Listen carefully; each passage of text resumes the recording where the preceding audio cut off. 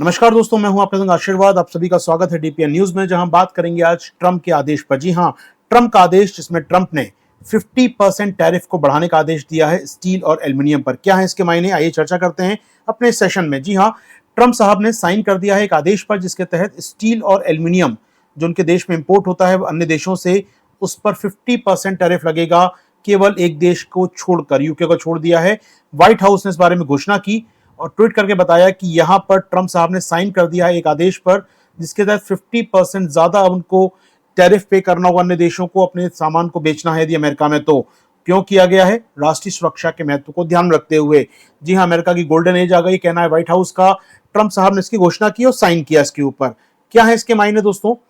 जी हां, ट्रंप साहब ने साइन कर दिया है यदि उनके देश में स्टील और एल्युमिनियम अन्य देशों से आयात होता है, मंगाया जाता है, तो उन देशों को 50% टैरिफ देना होगा। यानी $100 का अगर स्टील आता है तो $50 का टैक्स लगेगा, यानी उसका प्राइस हो जाएगा अमेरिका में $150। डबल कर दिया गया टैरिफ। याद रखिएगा, टैरिफ ऑलरेडी 2018 से 25% चल रहा था।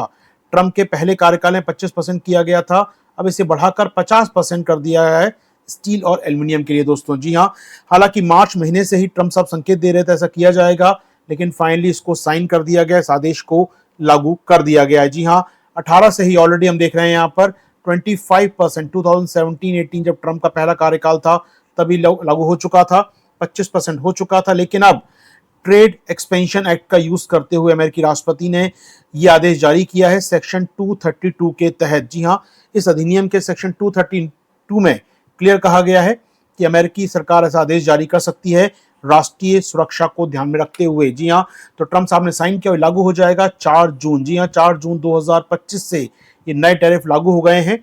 केवल ब्रिटेन को इससे बाहर रखा गया, ब्रिटेन पे आदेश लागू नहीं होगा।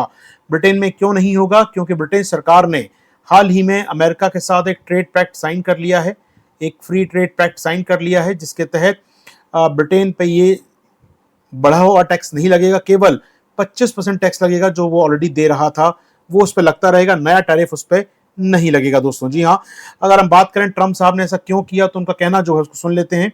उनका मानना है कि वो प्रोटेक्ट करना चाहते हैं अपनी यूएस की इंडस्ट्रीज को। मेक अमेरिका ग्रेट अगेन जो नारा वो देते हैं मागा का, मेक अमेरिका ग्रेट अगेन के तहत वो अपनी इंडस्ट्री को प्रोटेक्ट करना चाहते हैं, वो सिक्योर करना चाहते हैं future of American steel industry को। उनका ये निर्णायक कदम है अपने आप में। उनका कहना है कि इसी कदम के कारण अमेरिकी स्टील और जापान की बड़ी स्टील कंपनी निप्पॉन की भी समझौता हुआ है और वो देश में प्लांट लगाने को तैयार हो गई है। जी हाँ, उनका मानना है कि कहीं ना कहीं बाहर से स्टील और एल्युमिनियम मंगाते हैं यदि हम, तो इससे देश की राष्ट्रीय सुरक्षा को खतरा होता है। हम लगातार बाहर से सस्ता स्टील मंगाकर अपने देश की सुरक्षा को खतरे में डालते हैं। उनका मानना है कि बाहर से कम दामों का स्टील आ जाता है जिससे अमेरिका की उत्पादन की क्षमता लगातार कम हो जाती है। जी हाँ दोस्तों, अल्टीमेट हम बात करें किस देश पर असर पड़ेगा, तो अमेरिका के टॉप इंपोर्टर आप देख रहे हैं। स्टील कहां से आता है, एल्युमिनियम कहां से आता है? 2024 का डेटा है अमेरिका के कॉमर्स मिनिस्ट्री का, उनके मुताबिक सबसे ज्यादा स्टील आता है कनाडा से, एल्युमिनियम आता है कनाडा से। जी हाँ, अगर हम बात करें टॉप 5 में भारत कहीं भी नहीं है, टॉप 5 स्टील में भारत कहीं नहीं है। लेकिन हाँ, चीन को असर पड़ेगा, थोड़ा बहुत चीन एल्युमिनियम बेचता है इस देश को। ब्राजील, मैक्सिको जो उसके पड़ोसी देश अमेरिका के, उनको भी इससे असर पड़ सकता है, इन टैरिफ के बढ़ने से असर पड़ सकता है। जी हाँ दोस्तों, बाकी हम बात करें तो निश्चित तौर पे इसका असर पड़ेगा ही, लेकिन वहां पे इम्पैक्ट क्या होगा, अमेरिका में इम्पैक्ट क्या होगा इसका? लोगों का मानना है, कुछ एक्सपर्ट्स का मानना है कि अमेरिका में सप्लाई चेन महंगी हो जाएगी, जिससे आम आदमी पर और उत्पादकों पर इसका असर पड़ सकता है। यदि बाहर का स्टील जो मंगा रहे थे, जो बाहर का स्टील कंज्यूम कर रहे थे, उनको महंगा पड़ेगा। उनका मानना है कि जो ऑटोमोटिव इंडस्ट्री है, वाहन उद्योग है, वो काफ़ी बड़ी मात्रा में स्टील यूज़ करता है, इलेक्ट्रॉनिक सेक्टर है या फूड पैकेजिंग एल्युमिनियम यूज़ होता है, उनको इनपुट कॉस्ट ज़्यादा भरनी पड़ेगी क्योंकि अब वहाँ पर महंगा आएगा एल्युमिनियम और स्टील, इससे लागत बढ़ जाएगी और अल्टीमेटली कंज्यूमर को ही ज़्यादा पे करना होगा। इसके अलावा दोस्तों, जो डोमेस्टिक स्टील बनाने वाले हैं वहाँ पर, जो डोमेस्टिक स्टील बनाते हैं या डोमेस्टिक रूप से एल्युमिनियम बनाते हैं, वो भी प्राइस बढ़ा देंगे क्योंकि ऑफकोर्स सप्लाई अगर कम होगी तो हर कोई उसका फ़ायदा लेना चाहेगा। तो अमेरिका की प्राइवेट कंपनियां चाहेंगी कि वो डोमेस्टिक सप्लाई बढ़ाएं, लेकिन उसके साथ साथ उसको महंगा कर देंगे क्योंकि उनको मालूम है बाहर से अब इंपोर्ट नहीं होने वाला है, बाहर सामान नहीं आएगा। तो ऐसे में कंपटीशन कम हो गया है, वो प्राइस को बढ़ा देंगी अपने देश के अंदर। तो अल्टीमेटली ग्राहक को इसका नुकसान हो सकता है।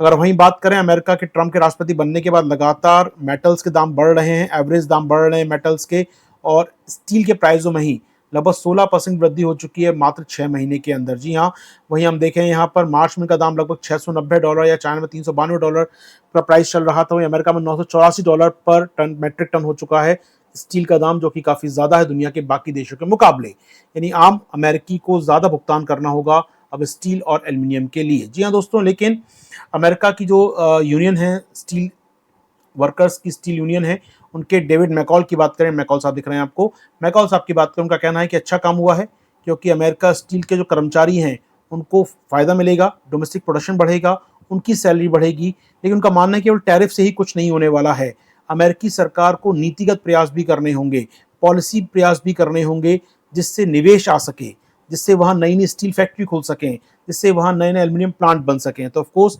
केवल टैरिफ से नहीं होगा, लेकिन ऑफकोर्स अन्य काम भी अमेरिका को करने होंगे, ये एक मानना है अमेरिका की ट्रेड यूनियंस का। अब बात करें यूके को, दोस्तों छोड़ दिया गया इस पूरे मामले से, यूके इस पूरी लिस्ट से बाहर है। क्यों? क्योंकि यूके ने अभी कुछ दिनों पहले ही एक फाइनलाइज किया एग्रीमेंट अमेरिका के साथ, जिसके तहत स्टील और एल्युमिनियम के जो माल आ रहा था वो माल आता रहेगा, उस पर एक्स्ट्रा टैक्स नहीं देना होगा ब्रिटेन को यहाँ पर। हाँ, लेकिन वो जो 25% टैरिफ दे रहा था 17-18 से, वो उसको देना रहना पड़ेगा, वो कंटिन्यू रहेगा दोस्तों, उसको कम नहीं किया जाएगा।